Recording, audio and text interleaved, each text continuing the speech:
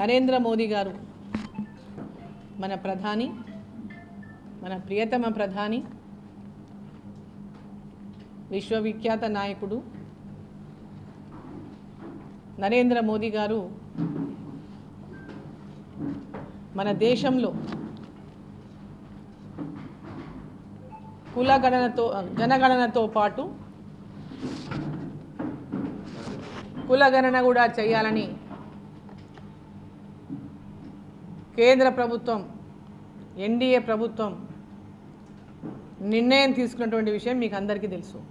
అని మీరు వెనకకు పోతే, మీరు నా పాత ప్రెస్ మీట్లు పోయినప్పుడు మీరు చూడండి, ఇలా జరుగుతున్నటువంటి కులగణన సందర్భంగా ఆ రోజు నేను చెప్పడం జరిగింది, ఖచ్చితంగా కేంద్ర ప్రభుత్వం, నరేంద్ర మోదీ గారి ప్రభుత్వం జనగణనతో పాటు కులగణన కూడా చేయబోతున్నారని ఆ రోజే నేను చెప్పడం జరిగింది.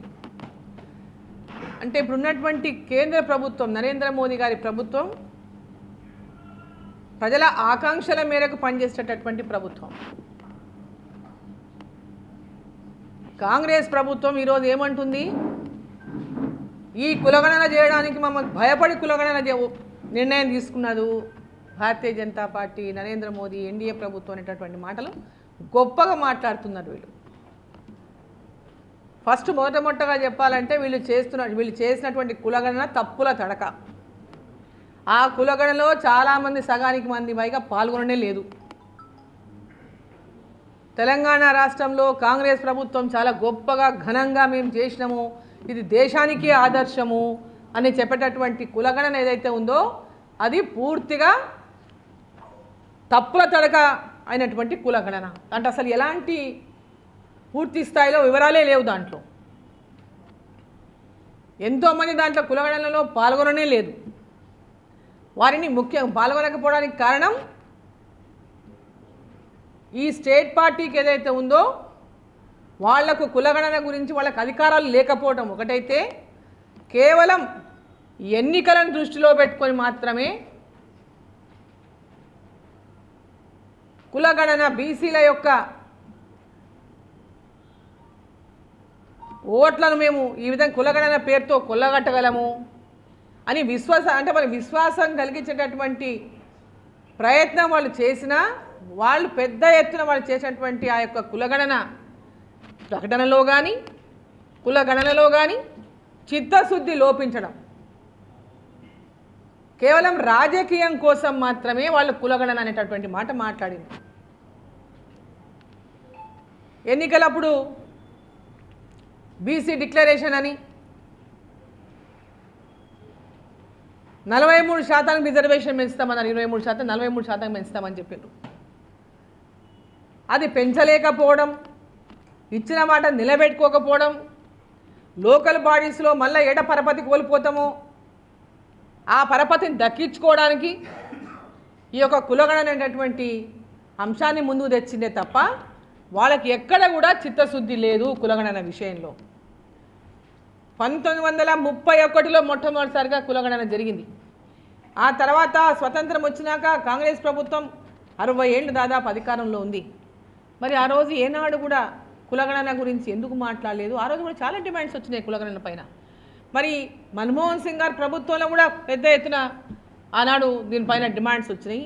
మరి ఎందుకు ఇన్ని సంవత్సరాలు డిసిషన్ తీసుకున్నటువంటి కాంగ్రెస్ పార్టీ అనేక సంవత్సరాల అధికారంలో ఉండి వాళ్ళు ఏ కులంనైనా ఏ మతంనైనా కాంగ్రెస్ పార్టీ కేవలం ఓటు బ్యాంకు రాజకీయాల కోసమే వారిని వంచిస్తూ వచ్చింది తప్ప చిత్తశుద్ధితో అణగారిన వర్గాలకు కానీ అదేవిధంగా వెనుకబడిన తరగతులకు కానీ అదేవిధంగా మతం పేరు మీద ఇవాళ రిజర్వేషన్ ఇస్తామనేటటువంటి మాట ఏదో వాళ్ళు చెప్పిండ్రో అది కేవలం ఓటు రాజకీయాల కోసమే. ముస్లింలకు కూడా బీసీలుగా ఈరోజు బీసీ యొక్క పరపతిని కల్పించడానికి ఈరోజు రాజకీయంగా చేస్తూ ఉంది. అసలు ముస్లింలను బీసీలను చేయడం అంటే బీసీలకు అన్యాయం చేయడమే.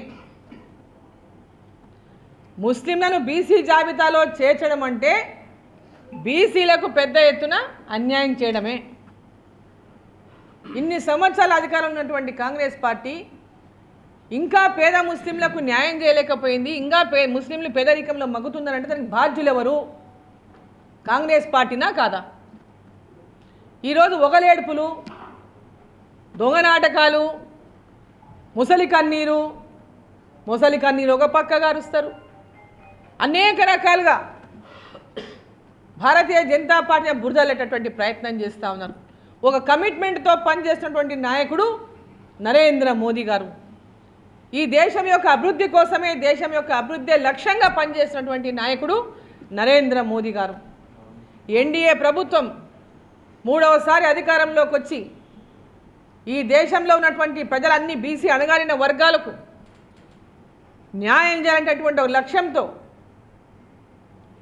ముస్లింలలో కూడా పెద్ద ఎత్తున వక్ఫ్ బోర్డులో జరిగినటువంటి అవకతవకలే కానీ, ఆ చట్టంలో ఉన్నటువంటి అనేక లోపాలే కానీ, దాని ద్వారా కూడా పేద ముస్లింలకు న్యాయం జరగలేదని కొత్త వక్ఫ్ చట్టు యాక్ట్ని తీసుకొచ్చి వారి యొక్క అభివృద్ధి కోసం ఒక పక్క, కులగణన జనగణనతో పాటు 2026లో మరి డీలిమిటేషన్కి మనం 29కి డీలిమిటేషన్ పోతాం. సో జనగణనతో పాటు కులగణన కూడా జరిగినటువంటి గొప్ప నిర్ణయాన్ని తీసుకున్నటువంటి నాయకుడు నరేంద్ర మోదీ గారు. దేశ ప్రజల నుంచి వస్తున్నటువంటి డిమాండ్స్ కానీ, కాంగ్రెస్ ప్రభుత్వం కేవలం ఓట్ల కోసం రాజకీయం చేస్తే కమిట్మెంట్తో బీసీలకు న్యాయం చేసేటటువంటి లక్ష్యంతో ఈరోజు నరేంద్ర మోదీ గారి ప్రభుత్వం పనిచేస్తూ ఉంది.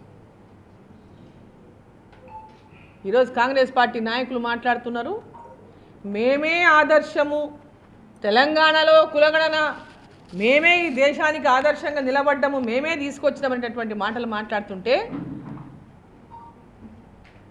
మరి ఇంతకాలం ఎక్కడ పోయినరు? మరి అంతకాలం 2014 దాకా మీరే కదా పాలించింది, మరి అప్పుడెందుకు చేయలేకపోయినరు? గతంలో డీలిమిటేషన్ కూడా జరిగింది యూపీఏ ప్రభుత్వంలోనే కదా, అప్పుడెందుకు చేయలేకపోయిండు కులగణని? కేవలం రాజకీయాల కోసం ఇవాళ మిమ్మల్ని మీరు గొప్పగా ఊహించుకొని నరేంద్ర మోదీ గారు మీరు చెప్తే విన్నట్టు, పాపం నరేంద్ర మోదీ గారికి దేశం ప్రజల గురించి కానీ, దేశ ప్రజల యొక్క అభివృద్ధి గురించి కానీ వారికి ఎలాంటి ఆలోచనలు లేనట్టు, మీరు కలిగిస్తేనే వారికి కలిగినట్టే చెప్పుకుంటున్నారో ఆకాశం మీద ఉమ్మేసినట్టుగానే ఉంటుంది అటువంటి రాజకీయం చేస్తే. ఈరోజు జనగణనతో పాటు కులగణన ఒక గొప్ప నిర్ణయం. గతంలోనే ఎప్పటి నుంచో ఈ అంశం పట్ల ఒక సానుకూలమైనటువంటి ఆలోచనతో ఉన్నటువంటి మోదీ గారు ఈ యొక్క జనగణనతో పాటు కులగణన చేయించాలనేటువంటి నిర్ణయం తీసుకోవడం, ఈ గొప్ప నిర్ణయాన్ని ప్రజలందరి తరఫున కూడా, బీసీ వర్గాలందరి తరఫున కూడా ప్రధానమంత్రి నరేంద్ర మోదీ గారికి ధన్యవాదాలు తెలియజేస్తూ ఉన్నాను. ఈ యొక్క కులగణనలో ఇది కేంద్ర ప్రభుత్వం నిర్వహించినటువంటి కార్యక్రమం. దీనికి ఉన్నటువంటి కేంద్ర ప్రభుత్వం ద్వారా జరిగినటువంటి కులగణనకు ఉన్నటువంటి బాధ్యత, దానికి ఉన్నటువంటి రెస్పాన్సిబిలిటీ కాకుండా దాంట్లో ఉన్నటువంటి అనేక ఈడ చేసినటువంటి విధంగా ఏదో తూతూ మంత్రంగా చేయకుండా కేంద్ర ప్రభుత్వం ద్వారా చేసినటువంటి ఈ యొక్క కులగణనకు ఉన్నటువంటి క్రెడిబిలిటీ రాష్ట్ర ప్రభుత్వాలు చేసేటటువంటి కులగణనకు ఉండదనే విషయం అందరికీ తెలుసు. దీనికి ఉండే శాంటిటీ, కేంద్ర ప్రభుత్వానికి ఉండే శాంటిటీ వేరు, ఈ రాష్ట్ర ప్రభుత్వం కేవలం రాజకీయాలకు వచ్చేటట్టు చేసేటటువంటి కులగణన వేరు. సో కాబట్టి ఈ యొక్క నిర్ణయానికి మరోసారి ప్రధానమంత్రి మోదీ గారికి నేను ధన్యవాదాలు తెలియజేస్తా ఉన్నా. ఇంకా వేరే విషయాలకు వస్తే, ఇది సపరేట్ విషయం. వేరే విషయాలకు వస్తే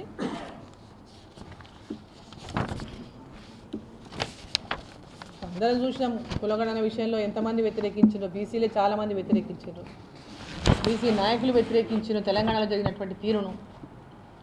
అంతకంటే పెద్ద సాక్ష్యం అక్కర్లే. ఏ విధంగా జరిగింది తెలంగాణలో కులగణన అని చెప్పడానికి అంతకంటే పెద్ద సాక్ష్యం అవసరం లేదు. అసలు చాలా కుటుంబాలను అసలు ఎవరు ప్రశ్నించిన వాళ్ళు లేరు, అడిగిన వాళ్ళు లేరు, రాసుకున్నది లేదు. ఈరోజు అంటే ఆర్థికమైనటువంటి సర్వే కానీ, కులగణన కానీ, జనగణన కానీ, ఇవన్నిటికి కూడా ప్రతిపత్తి అనేది కేంద్ర ప్రభుత్వం ద్వారా నిర్వహించినటువంటి క్రెడిబిలిటీ మిగతా రాష్ట్రంలో రాజకీయాల కోసం చేయడానికి చాలా తేడా ఉంటుంది. సో ఆ విషయాన్ని అందరూ కూడా గ్రహించాలని నేను కోరుతున్నా. కేవలం రాజకీయ అడ్మినిస్ట్రేషన్ పైన ఎవరికి విశ్వాసం లేదు ప్రజలకి. ఇవాళ ప్రజల్లో వీళ్ళ అడ్మినిస్ట్రేషన్ పైన ప్రజలకు విశ్వాసమే లేదు. ఈ ప్రభుత్వం విశ్వాసాన్ని కోల్పోయింది, ప్రజల విశ్వాసాన్నే కోల్పోయింది. వాళ్ళు ఇచ్చిన హామీలు నిలబెట్టుకోలేదు. 2 లక్షల రుణమాఫీ అందరికీ అందనే లేదు. రైతు బంధును, రైతు భరోసా అన్నారు, 15,000 అన్నారు, 12,000కి చేసిన 12,000 కూడా ఇంత అందరికి అందలేదు. రైతు కూలీలకు 12,000 అన్నారు, అందరికి అందింది లేదు. ఈరోజు వాళ్ళు ఇచ్చినటువంటి మహిళలకు 2,500 రూపాయలు నెలకు ఇస్తామన్నారు, అది లేదు. 1,00,000 రూపాయలు తులం బంగారం అన్నారు, కళ్యాణ లక్ష్మి, అది లేదు. నిరుద్యోగులకు నెలకు 4,000 రూపాయలు నిరుద్యోగ భృతి అన్నారు, అది లేదు. 5 లక్షల రూపాయలతో ఇందిరమ్మ ఇళ్ల నిర్మాణం చేస్తామన్నారు, ఇప్పటికీ ఇంకా ప్రారంభం కాలేదు. ఇంకా దరఖాస్తులు తీసుకునేటటువంటి ఇంకా కొత్తగా ఏమంటున్నారంటే, ఇప్పుడు ఊర్లలో నాకు ఫోన్లు వస్తూ ఉన్నాయి, ప్రతి గ్రామం నుంచి ఫోన్ కొడుతున్నారు, ఇల్లు రాను అంటే. మేము గ్రామసభ పెట్టినప్పుడు మా పేర్లు అందరు దరఖాస్తుదారుల ఎలిజిబిలిటీ అని చెప్పేసి లిస్టు పెట్టిండ్రు, దాంట్లో మా పేరు వచ్చింది, ఇప్పుడు మా పేరు తీసేసిండు అని ఫోన్లు కొడుతున్నారు. చాలా గ్రామాలకు వెళ్ళి ఈ ఇండ్ల గురించి ఏదైతే గ్రామాల్లో ఎమ్మెల్యేలు ఇచ్చి సంతకాలు పెట్టినాయి, కాంగ్రెస్ పార్టీ ఎమ్మెల్యేలు వాళ్ళు సంతకం పెడితే ఇన్ఛార్జ్ మినిస్టర్ శాంక్షన్ చేస్తున్నారు. దీంట్లో కలెక్టర్కి ఎలాంటి అధికారాలు లేవు, ఇతర అధికారులకు ఎలాంటి అధికారాలు లేవు. కేవలం వాళ్ళు చెప్పిన పేర్లు వీళ్ళు పంపాలి, ఇన్ఛార్జ్ మినిస్టర్ ముద్ర వేయాలి. ఈ పరిస్థితుల్లో వాళ్ళు ఇండ్లు ఇస్తున్నారంటే వాళ్ళ కార్యకర్తలకు ఇండ్లు ఇస్తున్నారని అనేక చోట్ల ఫోన్లు వస్తున్నాయి. ఇవాళ ఒక్కొక్క ఎమ్మెల్యేకి కోటా పెట్టిండ్రు, అంటే ప్రజాప్రతినిధులకు కోటా పెట్టిండ్రు. ఎమ్మెల్యే అంటే ప్రజాప్రతినిధి, ఆయన కాంగ్రెస్ పార్టీలో అయినా ఉండొచ్చు, ఇంకో పార్టీ అయిండొచ్చు, భారతీయ జనతా పార్టీ అయిండొచ్చు. ప్రజాప్రతినిధులు పెట్టినటువంటి కోటా మీద ఏదైతుందో, ఎంపీలు ప్రజాప్రతినిధులు కాదా? పార్లమెంటు సభ్యులు ప్రజల నుంచి ఎన్నుకోబడిన వాళ్ళ కాదా? మరి మమ్మల్ని ఎందుకు అడగలేదు? ప్రపోజల్స్ మమ్మల్ని ఇవ్వమని అడగాలి కదా. మేము ఇచ్చిన ప్రపోజల్స్లో మీరు వెరిఫై చేయండి, దాంట్లో ఏమన్నా లేని వాళ్ళు కాదు, ఉన్న వాళ్ళకి ఏదైనా పేర్లు ఉంటే తీసేయండి, లేని వాళ్ళకే ఇవ్వండి, ఎవరి లిస్ట్ అయినా కానీ ఇవాళ ఓన్లీ ఎమ్మెల్యేలకే అనడం సమంజసం కాదు. నేను భారతీయ జనతా పార్టీ నుంచి రిప్రజెంటేషన్ చేస్తున్న ఎంపీగా ఎంతోమంది కార్యకర్తల గ్రామాల్లో నిరుపేదలు ఇవాళ ఫోన్లు కొడుతూ ఉన్నారు, మీరు ఆ పార్టీకి చేసిండ్రు, మీరు ఈ పార్టీకి చేసిండ్రు, మీ పేర్లు రాయం, మీ పేరు మీకు ఇయ్యం ఇండ్లు.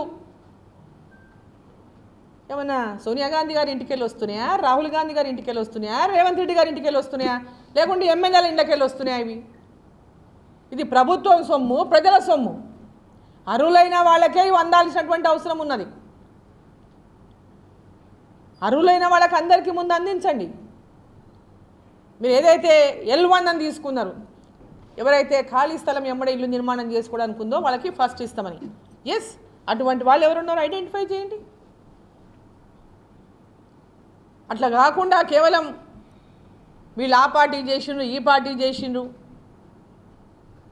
అని పేదవాళ్ళని పక్కన పెడితే మటుకు చూసుకుంటూ ఊరుకుండేది లేదు. రోడ్లు ఎక్కుతారు, ప్రజలతో పాటు మేము రోడ్లు ఎక్కాల్సి వస్తుంది. దీంట్లో ఖచ్చితంగా ఇండ్లు లేని నిరుపేదలకు మీరు ఇండ్లు ఇవ్వండి. అందరి ప్రజాప్రతినిధులకు ఏ విధంగా మీరు కోటా నిర్ణయించిండ్రో ఎంపీ కూడా కోటా నిర్ణయించండి. ఒక ఎమ్మెల్యేకు మీరు 3,500 ఏమన్నారు ఒక్కొక్క ఎమ్మెల్యేకు. మరి ఎంపీకి 7 నియోజకవర్గాలు ఉంటాయి, మరి మా కోటా కూడా మాకు ఉండాలి కదా. మేము కూడా పేదవాళ్ళకి ఇండ్లు ఇవ్వాలి కదా. పిఎంఏవై నుంచి ఇప్పటిదాకా మీరు పిఎంఏవైని కూడా మరి ఎంతవరకు దీంట్లో ఇమ్మీడియట్గా ఆ యొక్క గైడ్లైన్స్ని పాటించి వాటిని మీరు ఇక్కడ చేసుకుంటున్నారో ఇప్పటిదాకా కూడా క్లారిటీ ఇవ్వలేదు. ఆ గైడ్లైన్స్ని పాటిస్తున్నారా లేదా, పిఎంఏవై కింద మొత్తం ఆ ఇండ్లని మనం ఉపయోగించుకుంటున్నామా లేదా, కేసీఆర్ లాగానే మీరు కూడా పిఎంఐ వాడుకోరా. అసలు విషయం ఇది ఏ డబ్బు అయినా పేద ప్రజల డబ్బు, అది రాష్ట్ర ప్రభుత్వమే కావచ్చు, కేంద్ర ప్రభుత్వమే కావచ్చు. ఇక్కడ నుంచి వీళ్ళు ఏం చెప్తారు, మేము ట్యాక్సులు కట్టిన పైసలు కేంద్రానికి పోతున్నాయి. రేవంత్ రెడ్డి కడుతున్నా ట్యాక్సు, కాంగ్రెస్ మంత్రులు కడుతున్నారు ట్యాక్సులు, కాంగ్రెస్ ఎమ్మెల్యేలు కడుతున్నారు ట్యాక్సులు. ఈడ ఉన్న ప్రతి ఒక్కరు కడుతున్నారు, ప్రజలందరూ కడుతున్నారు, ప్రతి ఒక్కరు కడుతున్నారు. ప్రజలే కాదు, ఇండస్ట్రీస్ ఉన్నారు, చాలామంది వ్యాపారులు, అనేక మంది ట్యాక్సులు కడితేనే ఇవాళ సంక్షేమ పథకాలు కానీ అభివృద్ధి పథకాలు కానీ వాళ్ళు అమలు అవుతున్నాయి. అది మీ సొత్తు అనుకోకండి, అది మీ సొత్తు అనుకొని మీకు ఇష్టం వచ్చినట్లా చేస్తే ఎట్లా ఉంటుందో కదా. 10 సంవత్సరాలు ఏం జరిగిందో చూసిండ్రు. ఇప్పటికైనా గుణపాఠం తెచ్చుకోకుంటే, నేర్చుకోకుంటే ప్రజలందరూ కూడా వాళ్ళకంటే ఎక్కువ వాళ్ళని ఏ విధంగా తిరస్కరించిండ్రో అందరికి డబుల్గా మిమ్మల్ని తిరస్కరించేటటువంటి పరిస్థితి ఈరోజు తెలంగాణలో ఏర్పాటైంది. పేదవాళ్ళకందరికీ ఆ ఇండ్లని అందించినటువంటి విధంగా లక్ష్యంతో అర్హులైన ప్రతి పేదలకు కూడా ఈ ఇళ్ళు అందించే లక్ష్యంతో ఇళ్ళు కేటాయించాలి. ఖచ్చితంగా యాజ్ ఏ ఎంపీగా ఇక్కడ మహబూబ్ నగర్ పార్లమెంటు సభ్యురాలుగా, ప్రజాప్రతినిధిగా మాకు కూడా దాంట్లో కోటా కేటాయించాలి ఎంపీలకు. ముఖ్యమంత్రి గారు కూడా నేను లేఖ రాస్తున్నా, ఖచ్చితంగా ప్రజాప్రతినిధులకు, ఎమ్మెల్యేలకే కాదు ఎంపీలకు కూడా మీరు కోటా పెట్టండి. మాకు కూడా రిప్రజెంటేషన్స్ ఇచ్చే ప్రజలందరూ మా దగ్గర కూడా వస్తున్నారు, మాకు రిప్రజెంటేషన్ ఇస్తున్నారు. మేము కూడా వాళ్ళకి న్యాయం చేయాల్సిన బాధ్యత మా పైన ఉంది. కాబట్టి రేవంత్ రెడ్డి గారికి కూడా లేఖ ద్వారా దీని విషయాన్ని కోరబోతున్న విషయాన్ని సందర్భంగా మీకు తెలియజేస్తా ఉన్నా.